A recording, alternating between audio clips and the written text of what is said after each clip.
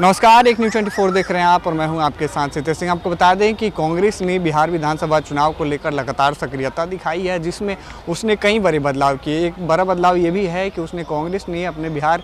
के जो प्रदेश अध्यक्ष थे उसको भी बदला। पहले अखिलेश प्रसाद सिंह थे, अब राजेश कुमार राम को बना दिया है। राजेश कुमार राम का यहाँ आज जोरदार पटना जो है कांग्रेस कार्यालय पे जोरदार स्वागत किया गया। कई विधायक मौजूद रहे, साथ ही कई कार्यकर्ता भी मौजूद रहे। जोरदार स्वागत के साथ उन्होंने ये भी कहा कि अब मुझे 2 पदभार दिए गए हैं, यानी एक तो पहले से ही मैं विधायक हूँ, दूसरा मुझे प्रभारी भी बनाया गया है, यानी अध्यक्ष बनाया गया है। तो 2 उनके पास बड़ी चुनौतियाँ ये हैं कि बिहार विधानसभा का जो चुनाव है इसी साल में होने वाला है। उन्होंने कई ऐसे मुद्दे हैं जिस पे उन्होंने चर्चा किया और उन्होंने ये भी कहा बाकायदे कि जो कांग्रेस है लगातार उसकी ग्रोथ देखी जा रही है और उम्मीद है इस बार भी जो है 2025 बिहार विधानसभा चुनाव में कांग्रेस एक अच्छा प्रदर्शन करेगी। आगे उन्होंने क्या कुछ कहा इस वीडियो में देखें। मैं इस सदाकत आश्रम की ऐतिहासिक धरती, हमारे पुरखों के आज़ादी के दीवाने के देश में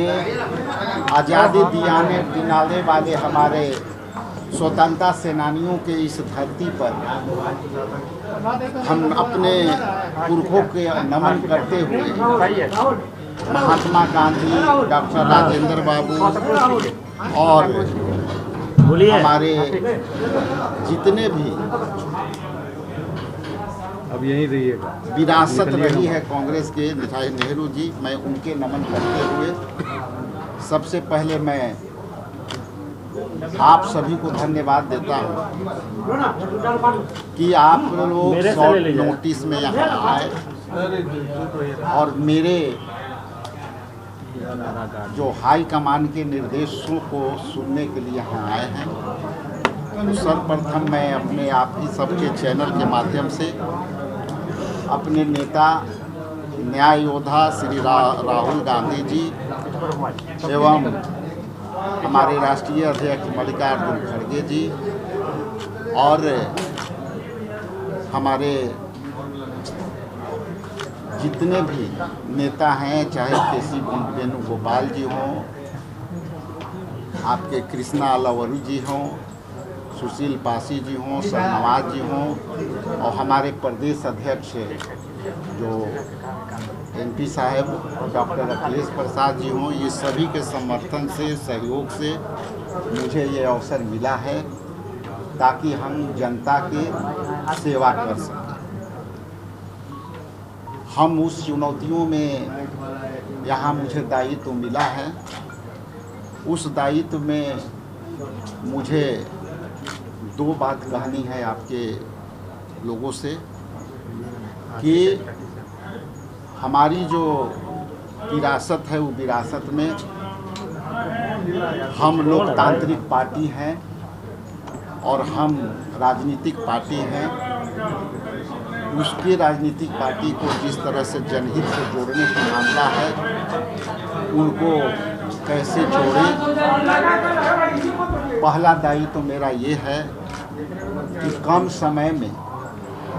मुझे लक्ष्य को भेदना है और वो लक्ष्य ये है कि जो हमारा ऑर्गेनाइजेशन है, चूँकि विगत 2015 से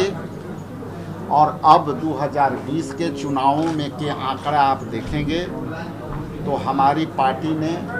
अपनी वोट प्रतिशत बिहार में बढ़ाई है और वो वोट प्रतिशत बढ़ने के तत्पश्चात अब हमारी जिम्मेवारी है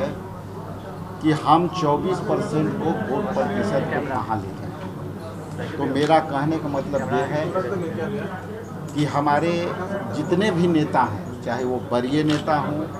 चाहे हमारे वरीय कार्यकर्ता हों, चाहे हमारे जितना भी पूरे बिहार के प्रखंड अध्यक्ष, जिला अध्यक्ष, उनके सहयोग से हम जनहित के मुद्दे लेकर के चलें। और वो जनहित के मुद्दे ये हैं कि वर्तमान में रोजगार की बात नहीं हो रही है, वर्तमान में गरीबों के आवास की समस्या का समाधान नहीं हो रही है,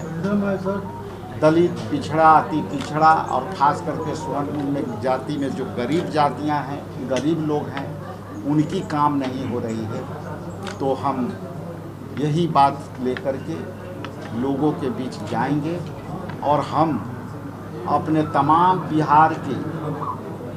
जो बब्बर शेर हैं, जो राहुल गांधी के बब्बर शेर हैं, आपके चैनल के माध्यम से मैं उनको भी आग्रह करता हूं कि जैसा कि हमारे पार्टी नेतृत्व ने मुझे जिस तरह से इम्पावर किया है और एक दलित समाज के बच्चा, चमार जाति से हम आते हैं, जिस तरह से उन्होंने संविधान की रक्षा करने के लिए बात कही, जिस तरह से उन्होंने सामाजिक न्याय की बात कही, जिसमें जनगणना, जो राष्ट्रीय जनगणना जब होगी तो उससे इन लोगों को हिस्सेदारी बढ़ी। तो आपने देखा कि अखिलेश प्रसाद सिंह के जाने के बाद जैसे ही राजेश कुमार राम ने जब कांग्रेस का अध्यक्षता बिहार कांग्रेस के अध्यक्षता पद संभाली, उसके बाद उन्होंने कई ऐसे हैं जो राजनीतिक बदलाव में और साथ ही कांग्रेस की मजबूती दिलाने के लिए उन्होंने कई ठोस कदम उठाए, जैसे कि बिहार में पलायन, बेरोजगारी और तमाम मुद्दों को लेकर उन्होंने आवाज़ उठाई है। वैसे में देखना ये है कि चुनावी साल है और किस तरीके से कौन सी राजनीतिक पार्टियां जो हैं अपनी संगठन को मजबूत करती हैं, क्योंकि चुनावी साल है तो मजबूत करें भी क्यों ना। अभी के लिए फिलहाल इतना ही, देखते रहें न्यूज़ 24।